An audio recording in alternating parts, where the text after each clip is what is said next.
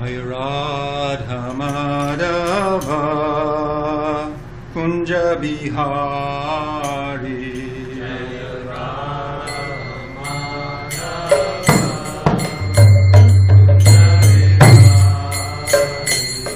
Jai Radha Madhava Kunja Bihari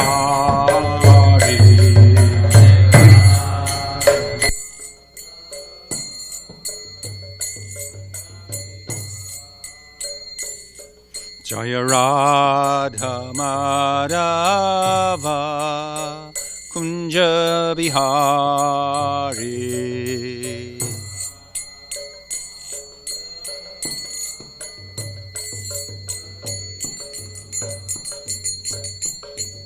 Gopijana Vallabha Giri Varadhari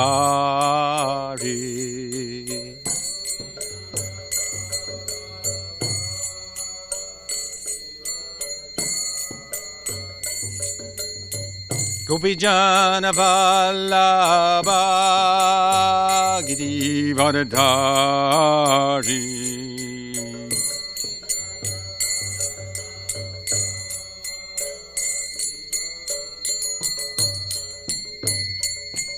Gopijana Vallabha Giri Varadhari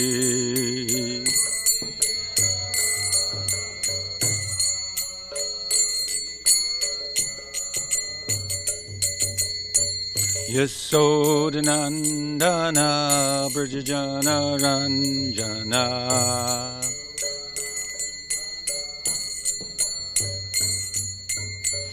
Yasodanandana Brajajana Ranjana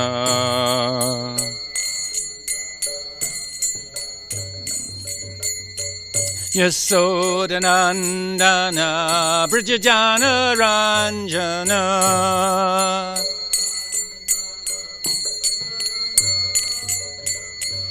Yasodanandana Brajajana Ranjana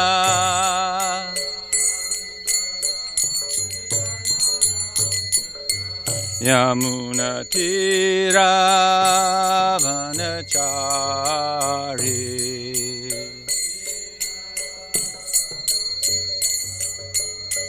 Yamuna Tira Vanachari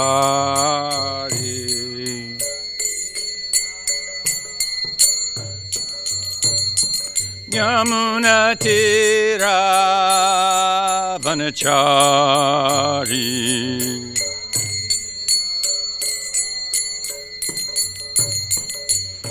Jaya Radha Madhava Kunja Bihari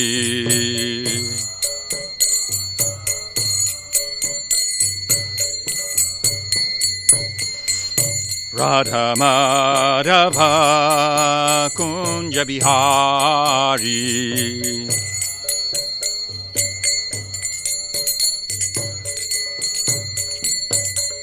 Gopijana Vallabha Giri Varadhari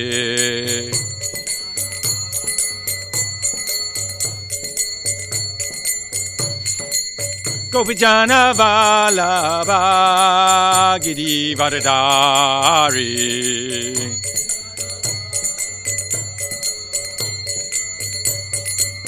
Yasodanandana Brajajana Ranjana Yasodanandana Brajajana Ranjana Yamuna Tira Vanachari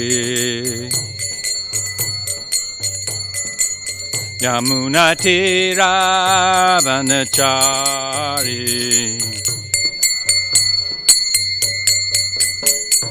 Radha Girdhari Radha Girdhari Radhe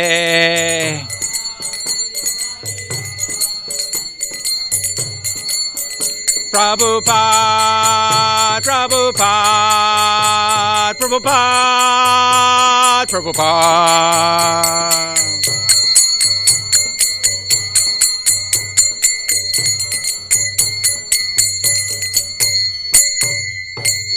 Srila Prabhupada ki jai. Jai Vishpad Paramahamsa Pravijikacharya Sutta Sutta Shishimade Si Bhakti Vedanta Swami Maharaj Srila Prabhupada ki jai.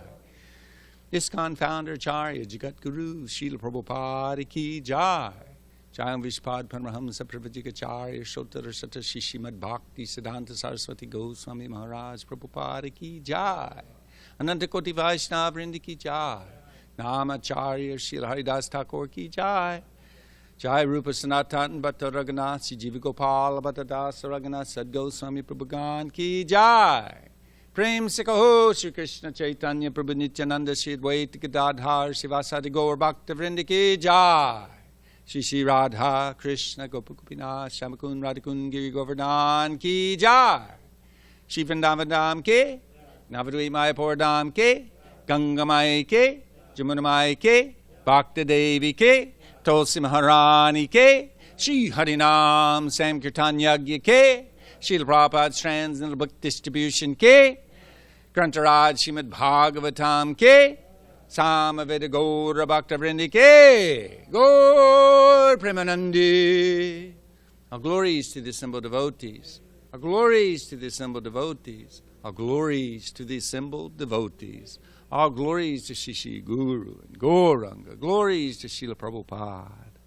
Nama Om Vishnu Padaya Krishna Prasthaya Badale Shrimati Bhakti Vedanta Swami Niti Namane Namaste Saraswati Devi Gauravani Bhajarne Vishesha.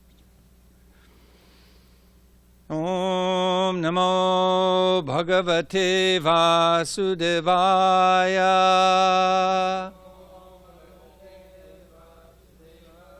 Om Namo Bhagavate Vasudevaya.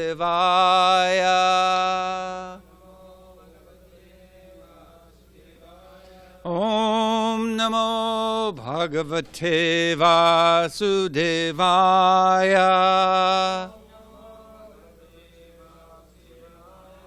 We're getting to hear from Srimad Bhagavatam, Canto 4, Chapter 31. Narada instructs the Prachetas.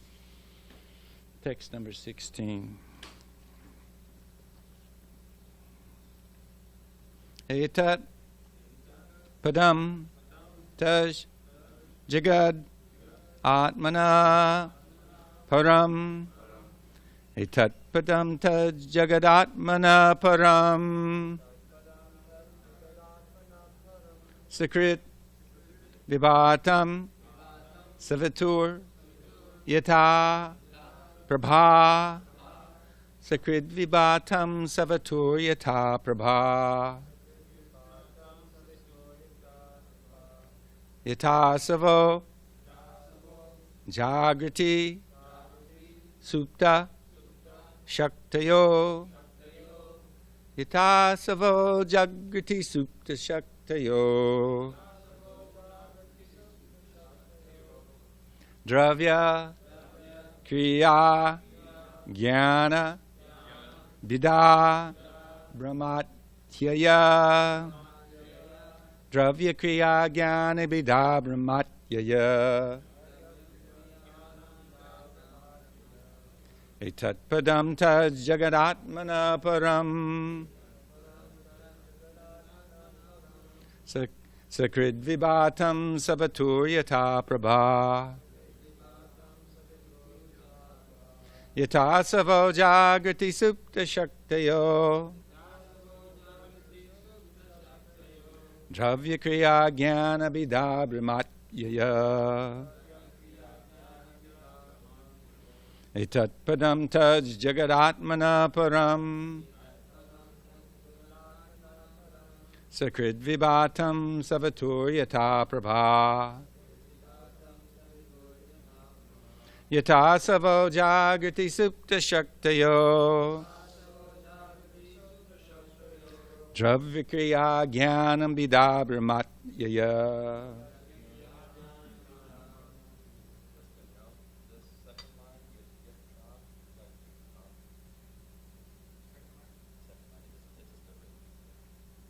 The R should be an H, yata.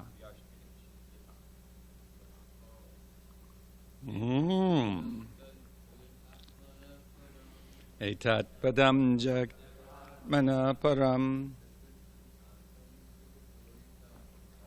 Sakrid Vivatam Savator Yata Prabha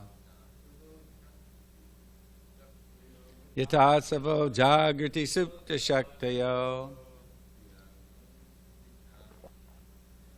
Dravya Kriya Jnana Vida Brahmatyaya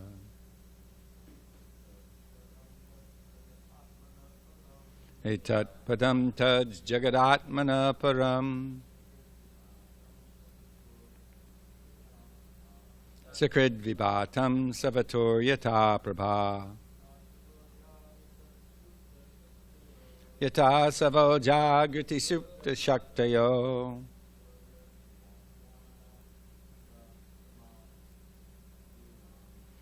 Dravya Kriya Jnana Vida Brahmatmaya Tat Padam Taj Jagadatmana Param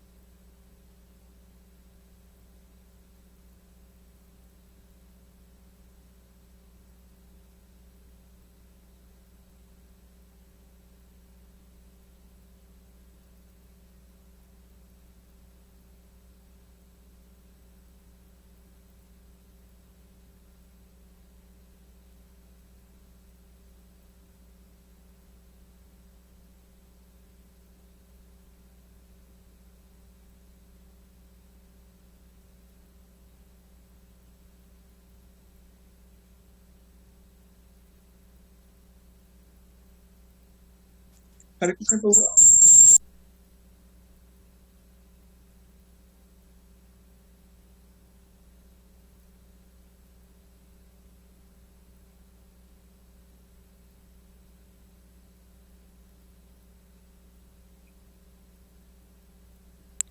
Hare Krishna Prabhu, we are not able to hear you. I think your microphone is not on somehow.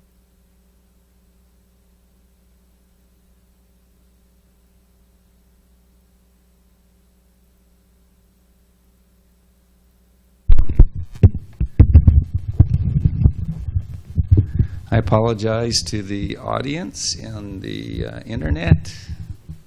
Hopefully you had a book to read along with. You can turn it down just a little if you can.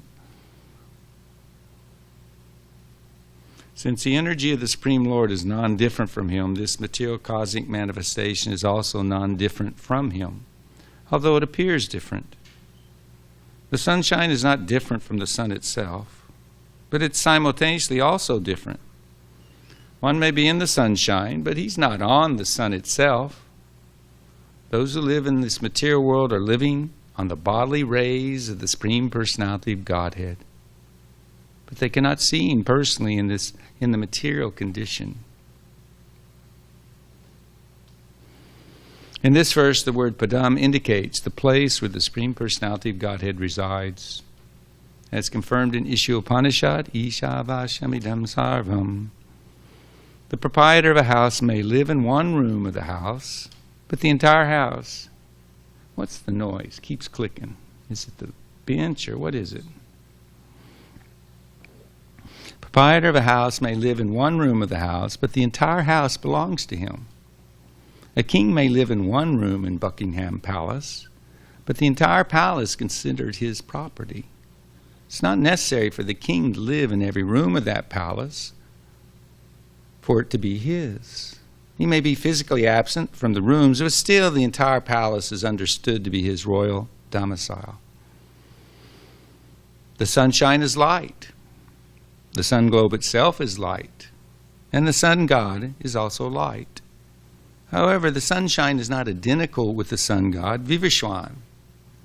This is the meaning of simultaneously one and different, Acintya, bhedabheda, tattva. All the planets rest on the sunshine. Because of the heat of the sun, they all revolve in their orbits. On each and every planet, the trees and plants grow and change colors due to the sunshine. Being the rays of the sunshine is non-different from the sun. Similarly, all the planets resting in the sunshine are non-different from the sun. The entire material world is completely dependent on the sun. Being produced by the sun, and the cause of the sun is inherent in the effects. Similarly, Krishna is the cause of all causes, and the effects are permeated by the original cause. The entire cosmic manifestation should be understood as the expanded energy of the Supreme Lord. When one sleeps, the senses are inactive, but this does not mean that the senses are absent. When one is awakened, the senses become active again. Similarly, this cosmic creation is sometimes manifest and sometimes unmanifest, as stated in Bhagavad Gita, bhutva bhutva paliyate. When the cosmic manifestation is dissolved, it's in a kind of sleeping condition, an inactive state. Whether the cosmic manifestation is active or inactive, the energy of the Supreme Lord is always existing. Thus the words appearance and disappearance apply only to the cosmic manifestation. Might need a little help this morning, so if you could please say your prayers best you can.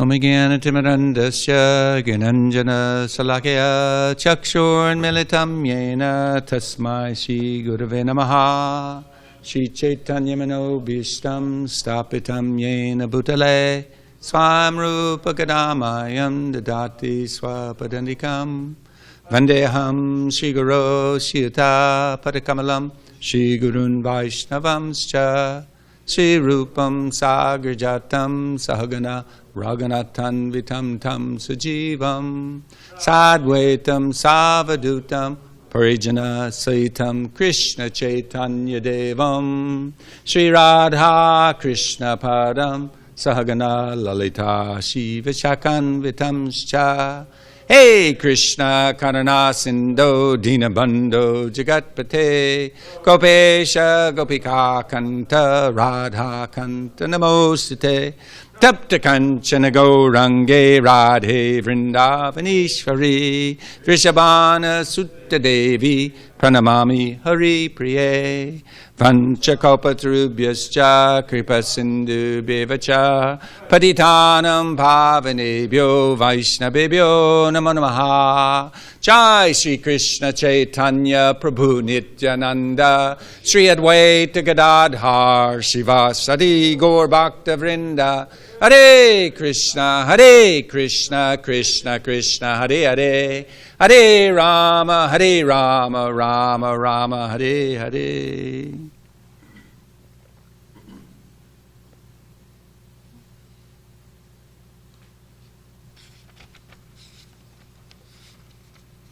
So Narada Muni is instructing the Pachetas, and basically the way my memory works is in the beginning he was stressing that devotional service, Bhakti, is the supreme engagement for the living entities. Anything less than that, in the absolute sense, is a useless waste of time. It's useless. Why? Because only by Bhakti can one approach, understand, and serve the Supreme Personality of Godhead.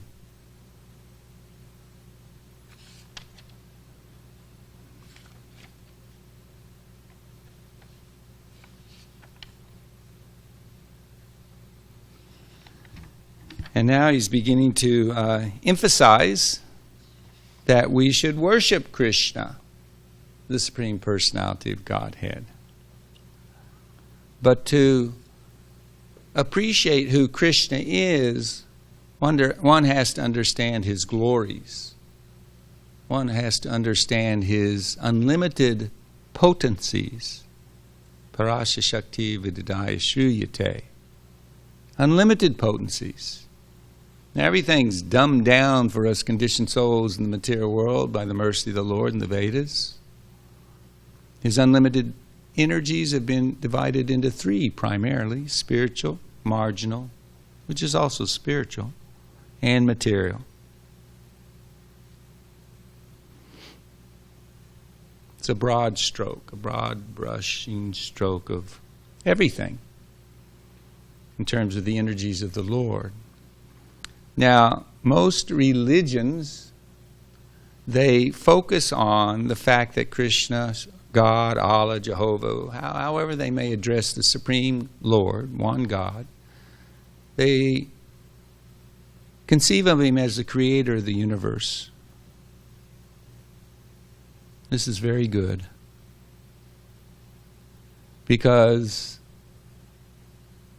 it shows our complete dependence upon him. Everything that be, including us, is the energy of the Lord, creation of the Lord, if you will, and is meant for his pleasure.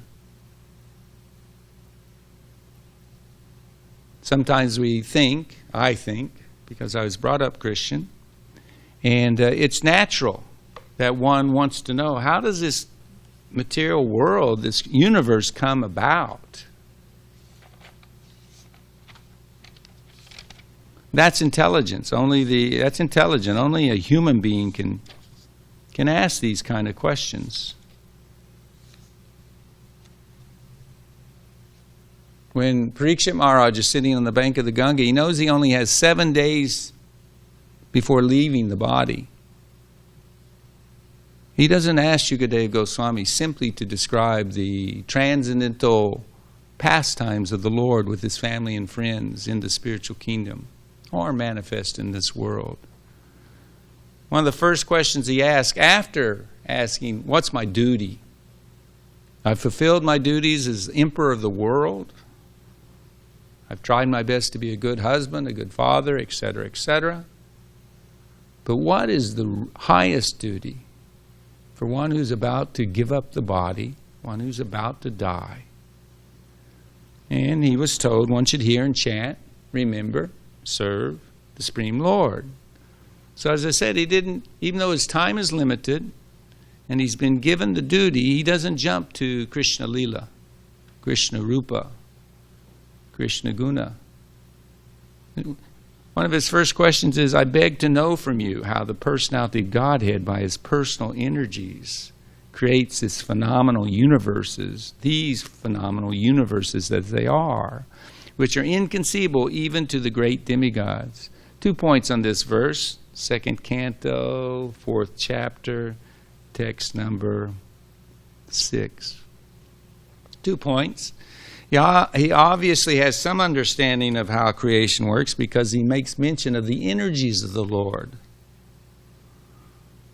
Christians, as I said, I was beginning to say earlier, I was brought up in Christianity, and it was a pretty simple explanation. In the beginning, God created the heavens and the earth, and they divide the creation into 6 days. 7th day he rested, and he created different aspects of the universe on each day. Pretty simplified. But at least there's the understanding there is God and this creation is his as I am his. Actually, the Vaishnavas, they simplify it even more, although they can take it to the other extreme. More information is given about the Creator and his acts of creating than anywhere else, found anywhere else, period. But we can simplify it. Janmadya yasya yataha. From him, everything emanates. Or as Lord Brahma, keeping it very simple. Anadir. Krishna, God, has no cause, Adi. But he's the cause, the beginning of everything. Sarvakarna karnam.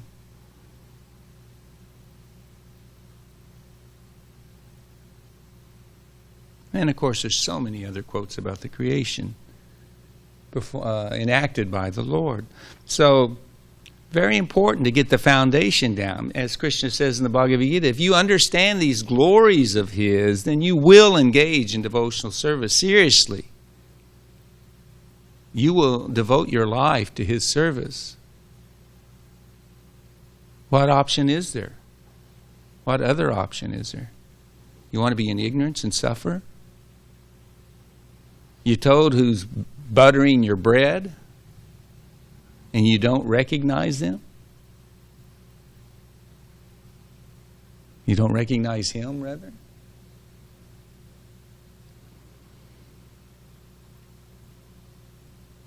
This is the duty of all living beings, certainly in the human form of life, to be grateful, to be subservient, and do our best to serve and please the Lord. So he has his energies. They're unlimited energies. And we're talking here about Acintya, bhedabheda, tattva. There are so many apparent contradictions to be found in the Lord. In the material world, you can't have something being the two extremes. Something's either hot or it's cold. Someone's rich or they're poor, etc. The dualities are there. But in Krishna, Vedanti tat tattva vidas tattvam yaj jnanam avyayam. He's the non-dual transcendental subject matter of the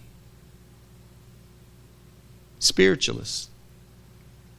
And according to the method they take, according to the mercy they receive in reciprocation with their desires and efforts, they understand that non-dual transcendental subject matter differently. To begin with, the jnanis, mental speculators, they appreciate the Absolute as Brahman. Brahman is all-pervading. It's non-differentiated.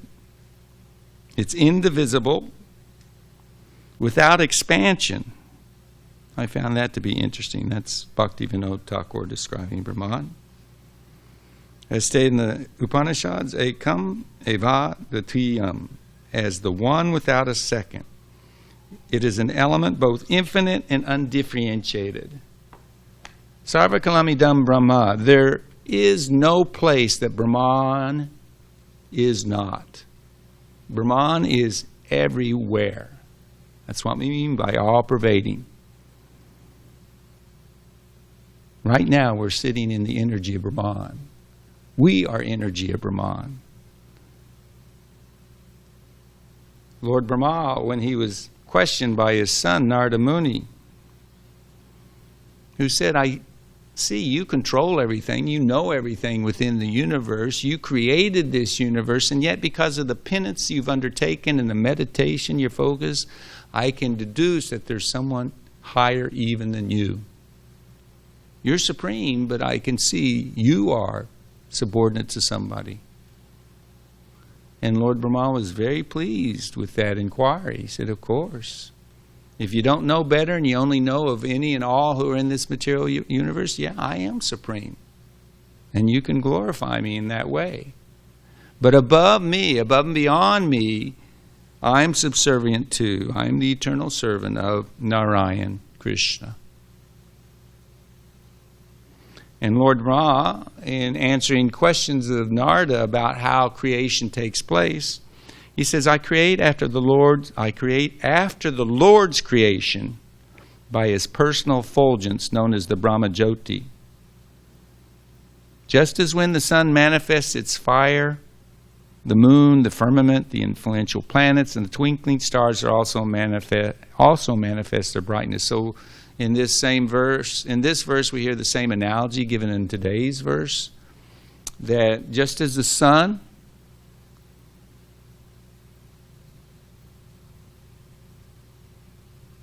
is an object, is an entity, is in one place, simultaneously by its energies, it is all pervasive. Heat and light coming from the sun. All planets are sustained by the sun. You have it where we heard that the planets are rotating because of the sun. And it's an analogy to give us some understanding how Krishna is the source of everything through his energies. So Krishna is everything because he is non-different from his energies. The sunlight is the sun, but it isn't the sun. So Krishna is this entire material manifestation, but he's not. Of course, that's covered very nicely in the 9th chapter of Bhagavad Gita, where Krishna describes to Arjuna and us, by me, this is verse 4, in my unmanifested form, this entire universe is pervaded. All beings are in me, but I'm not in them. And yet, everything that's created does not rest in me. Apparent contradiction. Everyone's in me, but then everything doesn't rest in me. Behold my mystic opulence. Although I'm the maintainer of all living entities, and although I am everywhere, I'm not a part of this cosmic manifestation. For myself is the very source of creation. So the Gyanis, they don't see beyond the Brahman. They don't realize that that is the energy coming from the Supreme Person, from the transcendental, eternal form of the Lord. This effulgence, this energy is emanating. Always has, always will. So Krishna is in the spiritual world. He's simply enjoying with his friends and family in Goloka Vrindavan. And this material world is being manifest and unmanifest by his energies, and because they are his energies, they're not this material manifestation. He being the cause, the manifestation being the effect, he's non-different from everything in the universe. But he is different. Behold his mystic opulence. Understand that as the mighty wind blowing everywhere rests always in the sky, all created beings rest in me. O son of Kunti, at the end of the millennium, all material manifestations enter into my nature. And at the beginning of another millennium, by my potency, I create them again. The whole cosmic order is under me. Under my will, it is automatically manifested again and again, and under my will is annihilated at the end. So this is the difference between, even though for Krishna all energies are subordinate to him, And he's completely transcendental. He's not eclipsed. He's not influenced. He's not subordinate to, in any way, shape, or form, material energy.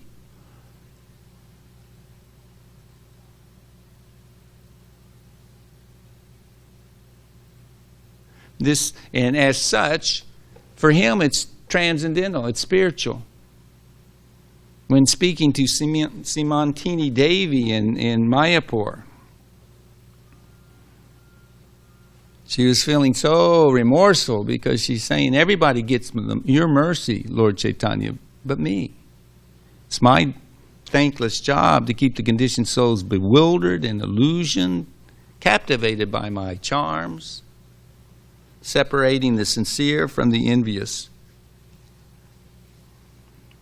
As a result, I'm on your backside. Maya, ignorance, can't exist simultaneously with transcendence and light. So where there's Krishna, there is light, transcendence, eternality. But where there is Maya, the illusion of Krishna not being there, then there is beginning, maintenance, and end. There is manifestation and dissolution. The energy itself is eternal, thus fulfilling one of the prerequisites or qualities of spiritual. Material energy is eternal. But the Lord has a purpose in this creation, which is allowing us to enact our foolish desires to act separately from Him and to ultimately be reformed and reclaimed. Come back to Him in loving devotion and service. Because of that, then you don't get an eternal paradise. You get a temporarily manifested place of suffering. And the conditioned soul buys into it by the charms of Maya, embraces it wholeheartedly until they've had enough and had the good fortune to hear from a Vaishnava. So it's manifest and unmanifest by the will of the Lord. His energies, I've often said, as conditioned souls, we're little tiny sparks in this machine of a material body. Our spiritual form isn't developed at this point. It's not manifest. It's eternally, the potential is there. Just as in a seed of a banyan tree, the potentiality of a huge banyan tree is within it. So when we reawaken our devotion for Krishna, purify all the crap, all the conditioning, all the inauspiciousness from our consciousness and heart, then the spiritual body will begin to manifest again, where we will be allowed to engage in with spiritual senses. We ourselves, with our spiritual senses, will be allowed to engage in the transcendental service of the transcendental form, transcendental personality of Krishna. But I've often said that we're only able to desire the jiva in this material world. What can you do? I just move my hand, but I'm not able to move my hand independently. Unless the connection is there for my desire in the brain, the nerves, the muscles, that's just on the gross platform. If they're not connected, something's wrong. Like people who've had strokes, they often become paralyzed on one side. So common. Can you imagine how frustrating that would be? You want to move your hand and you can't move? We're completely dependent upon Krishna and His energies. Completely controlled. But He reciprocates. He's so kind. He reciprocates with our desire. So according to your desire and according to your deserves, the activities you've performed in the past, then you'll either be able to move your arm or you won't. Your desires are fulfilled or they won't be. And interesting enough, I had like an insight, light bulb. ding. In a sense, Krishna, you can say, specifically in regards to creation, really he's simply desiring the creation. The extent of his movement or execution of creating is that in a dream, he simply glances at material energy, Mahat Tattva. That's all he does. He might not even move his head. The Lord's expert at casting sidelong glances. And that's sufficient for the Mahat Tattva, for the Pradhan rather, to become kicked into activity where everything starts up and the Mahat Tattva manifests. Whereas the cloud-like, I want to say like, what's that word? When something's coagulated, where it's just like well, it begins to separate into the different energies that the material energy, when manifest, consists of. Vumir apa nalo vayur kamano buddhareva cha. Ankara iti yamme binir prakatir astada. Earth, water, fire, air, ether, mind, intelligence, false ego. That's what material energy consists of. And it becomes the potentiality. Everything is Brahman, and the potentiality of the banyan seed is in the seed. Simultaneously, or similarly, you can say that the potentiality of all this manifestation, all these different creations of this material universe lie within Brahman. And simply by the Lord's desire, a little sidelong glance while dreaming kicks it into being. All he has to do is want something and automatically it's executed. That's God. Nobody else can claim that. Now, if the Lord empowers his devotees, they can come awful dang close because they simply want to serve Krishna. Krishna simply wants to please them, so he fully facilitates their desire to serve.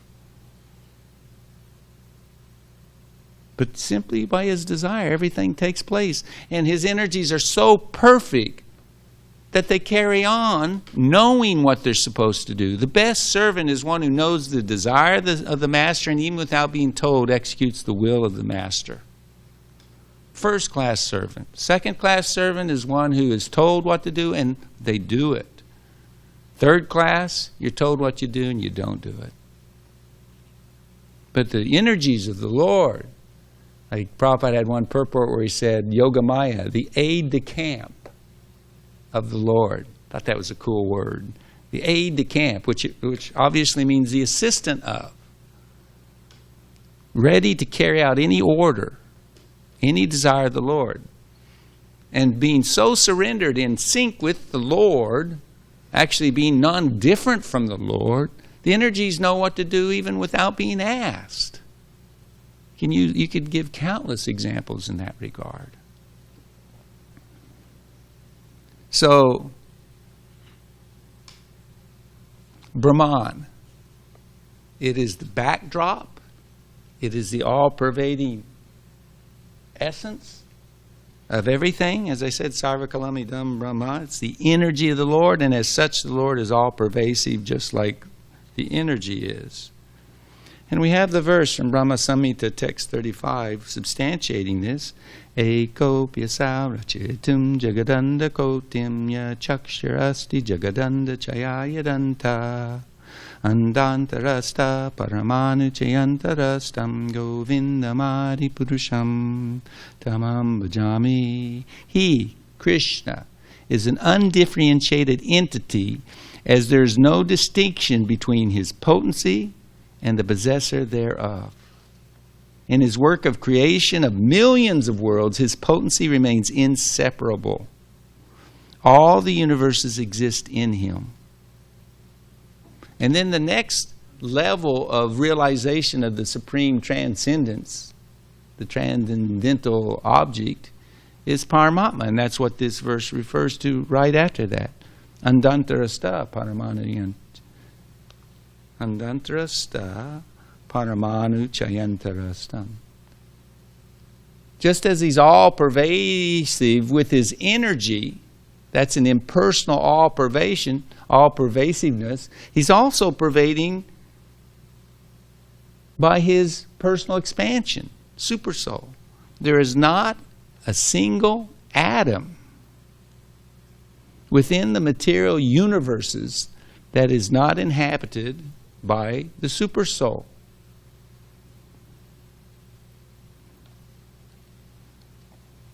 He is conscious and is doing the service of maintaining it all and accompanying the living entity,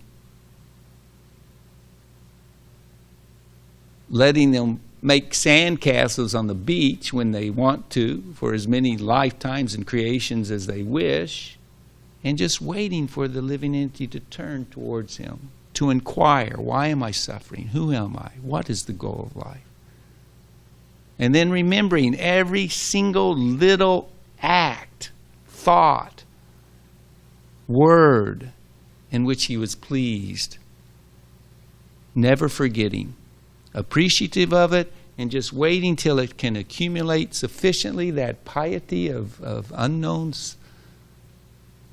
activities pleasing to the Lord that they can meet a devotee. And not just meet a devotee, but then have some faith in what the devotee shares. Super Soul is so kind, our best friend. And interesting enough, as it's said in the Bhagavad Gita, in the 9th chapter, we're at the text where everything's annihilated, everything is created by my will, W-I-L-L. O Dhananjaya, text 9, O Dhananjaya, all this work cannot bind me. I'm ever detached from all these material activities, seated as though neutral.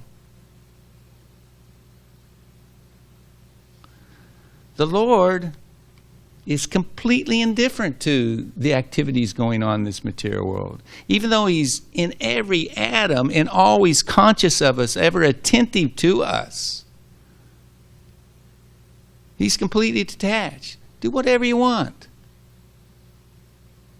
Go for it. What do you want to do? I'll reciprocate.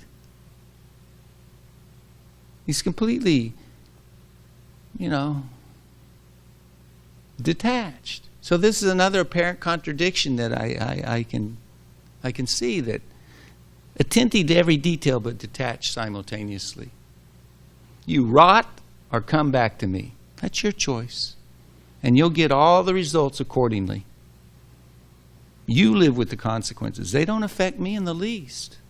I'm enjoying with my awake devotees, my servants who are relishing the relationship that we have of love.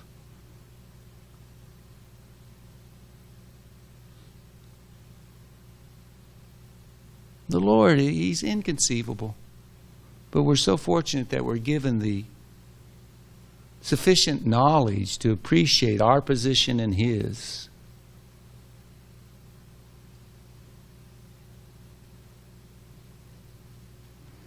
Last verse I'll read in the 9th chapter, text 10, the famous one, Maya dakshena prakati suyate sa charachram hetunanena konteya vipavi parite jagat viparit vartate. Close. No cigar. This material nature, which is one of my energies, is working under my direction, O son of Kunti, producing all moving and non-moving beings. Under its rule, this manifestation is created and annihilated again and again. So, summing up, the Lord is a supreme person. And he has his localized expansion as Paramatma in every atom, and he has his unlimited energies. Brahman being all-pervasive. And by his unlimited energies, he facilitates us wayward jivas in creating the countless material universes.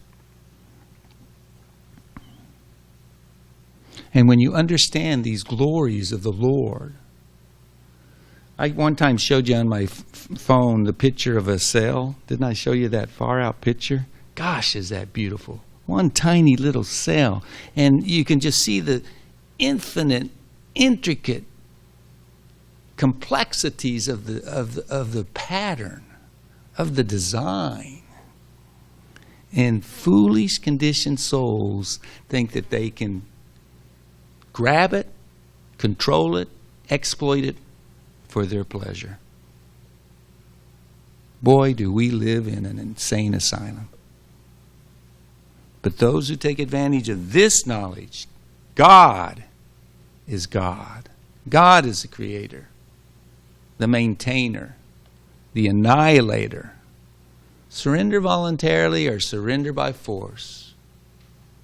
Bow down to me voluntarily, or when you leave that body, fall down face first. Pay your dandavats at that point. Surrender you must. And that's what this knowledge is encouraging us to do. Krishna is the creator, and if we understand that, and if we engage in devotional service, then the invitation is there. He's just waiting to be able to welcome us back home, back to Godhead with open arms. What a joyous experience that will be.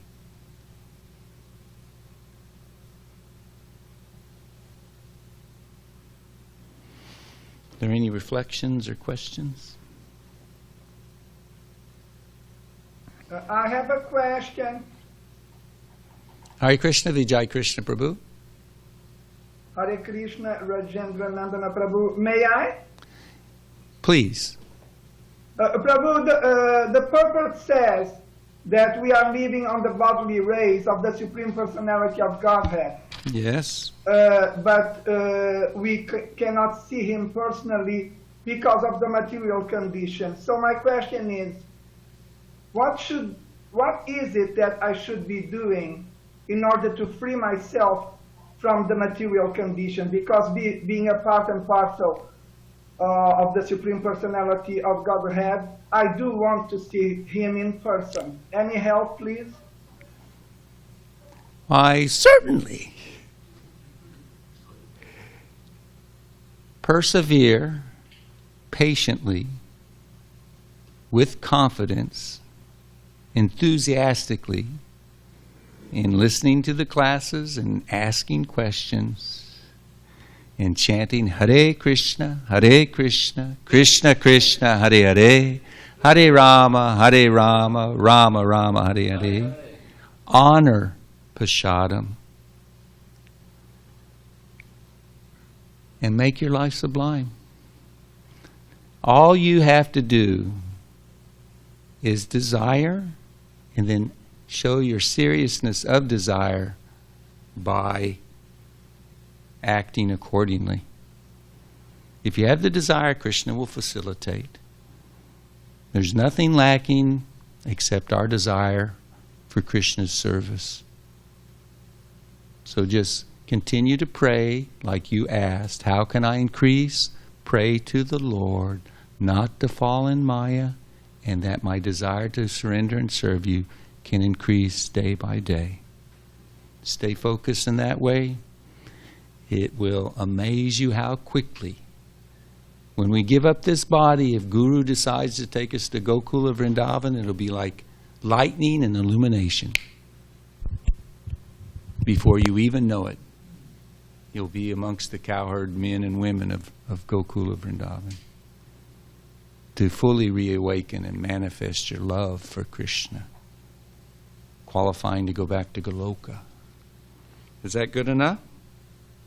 Oh, Prabhu, adorable answer to my question. Hare Krishna. That's a new adjective, adorable. Thank you very much. You're very much appreciated, your Sangha, Vijay Krishna Prabhu. Thank you very much, Prabhu. You are very kind.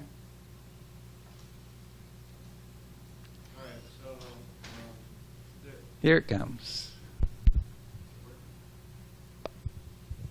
You're mentioning how the super soul is attentive to every detail, but also detached.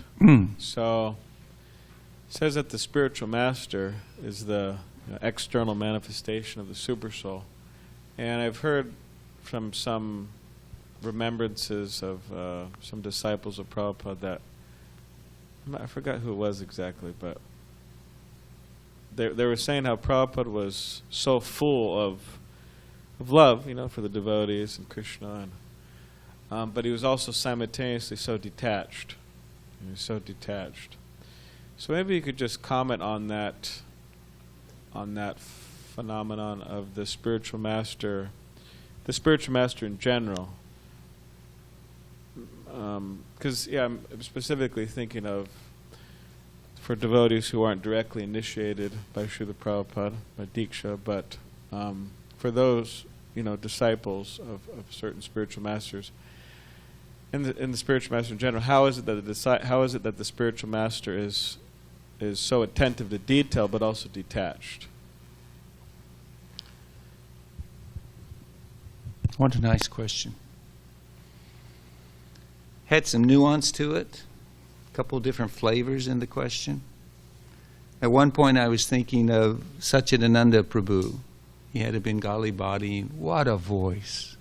You ever hear any of his kirtans? Prabhupada loved his kirtan. In Vrindavan he chanted, so often requesting, Satchidananda, please chant.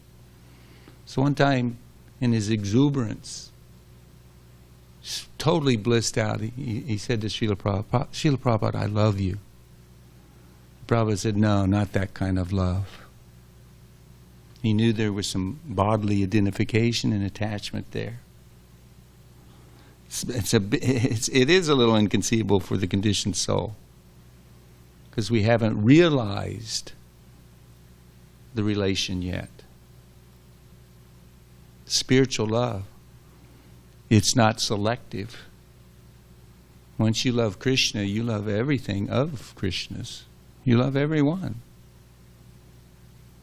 And to please Krishna, you will do your best to help the conditioned souls turn to his service, return to his service.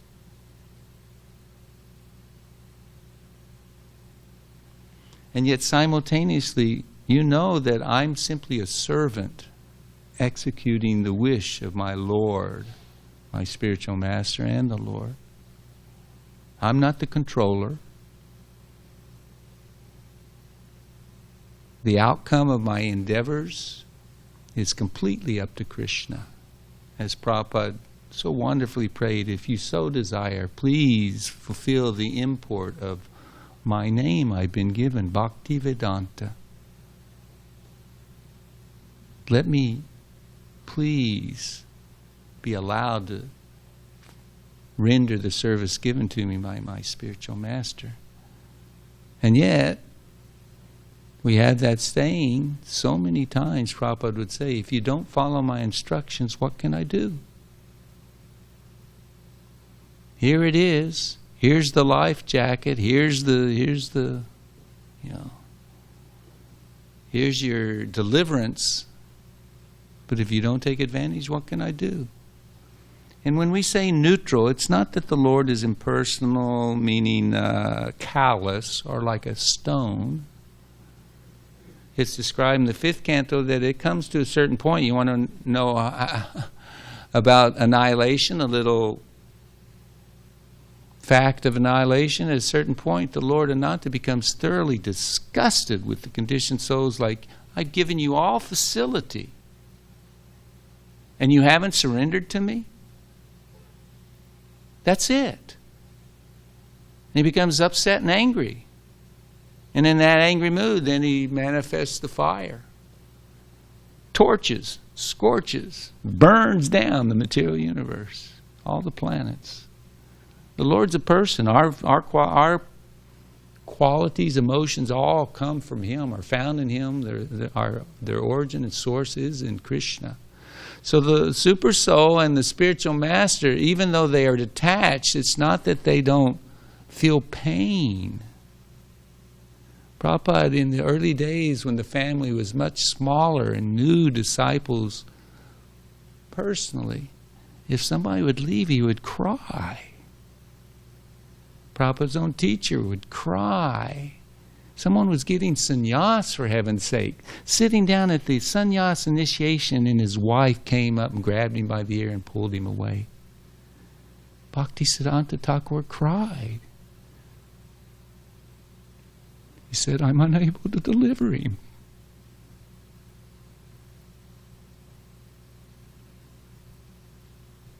They want so much to fulfill the desire of the Lord, that we might be happy in their service. So that's some of the spectrum of so attentive to the desire and execution of wanting to deliver us, and simultaneously realizing, what can I do if you don't accept? And in that neutrality or detachment, simultaneously, it's not that, well, screw you. No, it's sadness, an extreme desire. Please, please come back. Come back. Is that good enough? Anybody else? Cletus? Yes. Turn Thank you. it on. It's on. Can you hear me? Can you hear Tapas? Can you hear me? Go ahead and talk, Cletus. Yes. So. Yes. So Thank my you. question is twofold. The first one is detachment, right? So concerning the devotees, I know at the time of at the time of death or departure, right?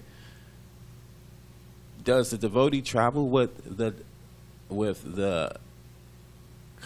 the idea or the desire to have a remembrance Of what? of themselves, for their worship and desire to worship Krishna while they was in his body, or when at the time of death, when the devotee detaches and he ascends to his next life and he's back home with God? Yeah, Will we he have never any detach recollection? ourselves from the devotional service of the Lord. That would be Maya. But we are detached from the bodily identification in the accoutrements, the possessions, etc., related to the body, the false concept of I and mine. But Right. what we do now is what we'll do when we leave the body. For a Vaishnava, living or dying, it's the same thing. It's just service. What kind of body they're given, even in this world. Bodies they're given in this world. Doesn't matter. They're always serving in some capacity. All they ask of the Lord is that you please allow me to continue serving you. Please allow me to have association with the devotees. So yeah, the consciousness continues. It just becomes more fulfilled in its potentiality and in fulfillment of,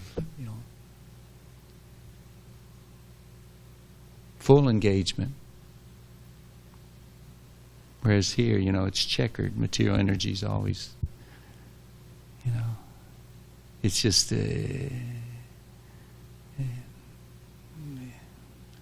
it's not a fit place for a Vaishnava, for a gentleman, as Prabhupada would say. Ideal, you're looking for the ideal to please Krishna, go back to Godhead. That's the ideal. And while here, we make the best use of it and fully engage in the service of the Lord. And Second? my second question is, I can't remember quite where I read in the Shravan Bhagavatam, but it did mention that that it spoke of a veil, that that when one goes back to Godhead, that you will actually see Krishna's real form. Do you have any knowledge of that? Yeah, that's the whole story of Bhagavatam. Krishna is eternal, we're eternal. Serve Krishna now and eternally serve Krishna when you give up this Right. body. So, is there a second form of Krishna other than what we see from our physical observations then? Because Where do you see Krishna with your physical observation? How are you seeing him? through the mind, right? What are you seeing?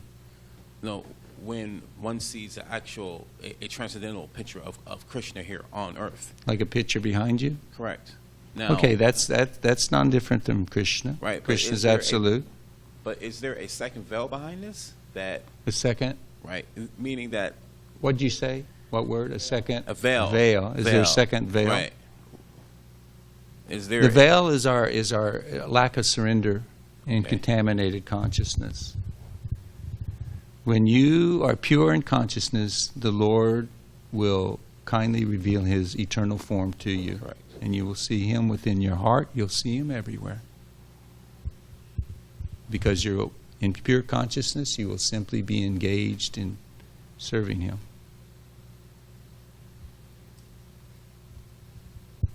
Thank you.